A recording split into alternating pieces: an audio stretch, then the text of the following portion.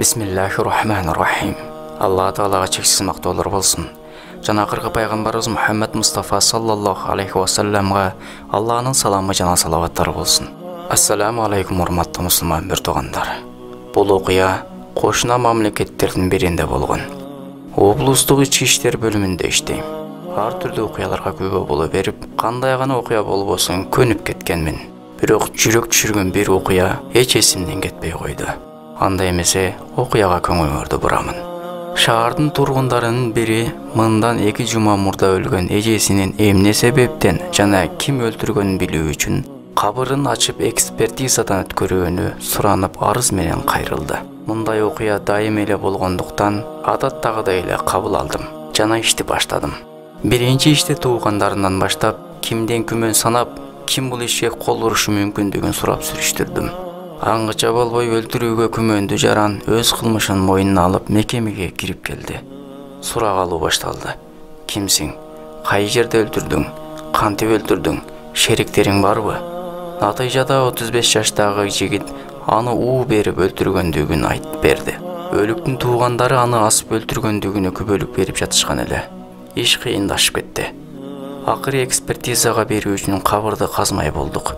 Мүрзөгө биз менен кош өлүктүн жакын туугандары, ошол жердеги аксакалдар, мүрзөнүн кароолу жана мындан 2 жума мурда көмүүдө катышкан Көркөө жана башкалар барышты. Кабыр казыла баштады. Эми эмне болоор экен деп карап турган жамаат жүрөк түшүргөн окуяга күбө болушту.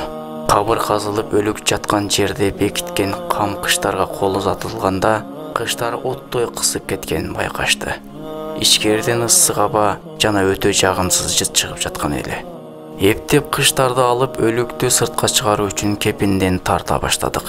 Эмнегедир өлүк черге жабышып калгандай чыгышы кыйын болду. Өлүктү акыры сыртка чыгардык. Көргөн адамдар таң калуудан жакасын кармашты. Көркөө, субханаллах, биз өлүктү бүтүн абалда көмгөн элек деди. Өлүктүн башы кудум бир нерсе тебелеп кеткендей бөлүнүп, сынып кеткен. Буттары бири-бирине орулуп калган. Курсак тарабында чоңдугу кол бата тургандай 3 тешик бар экен. Кабырдын ичин кимдир бирөө каттуу тырмагандай издер калган экен. О Алла, кабыр азабынан өзүң сакта деп жибердим. Ошол жердегилердин баары бир нерсени түшүнгөн эле. Өлүк азапта калган.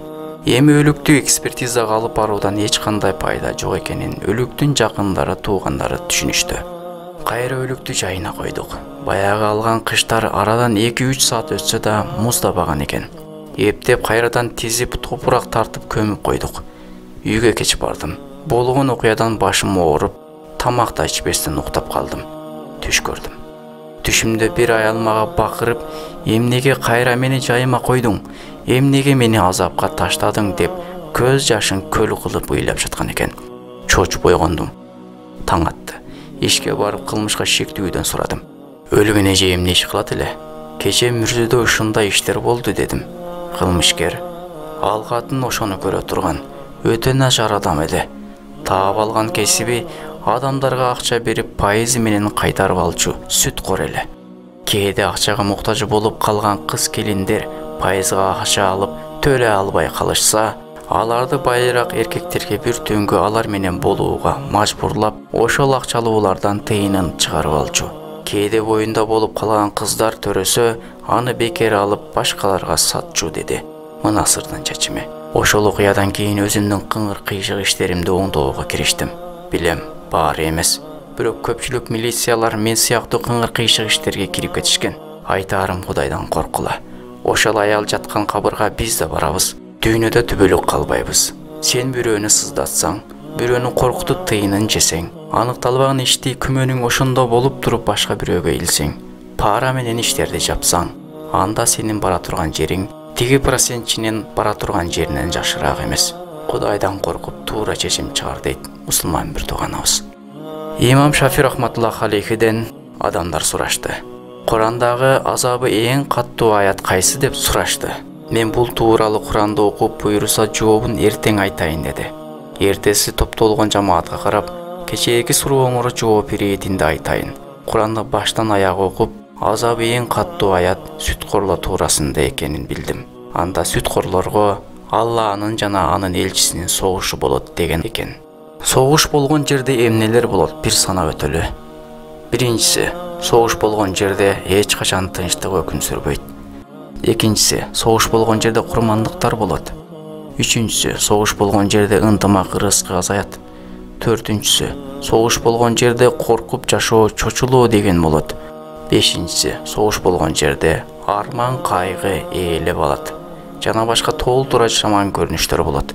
Анын сыңарындай процент алгандын үйүндө жана бергендин үйүндө эч качан тынчтык болбойт. Дайыма ызычуу, келишпестиктер, түшүнбөстүктөр болот.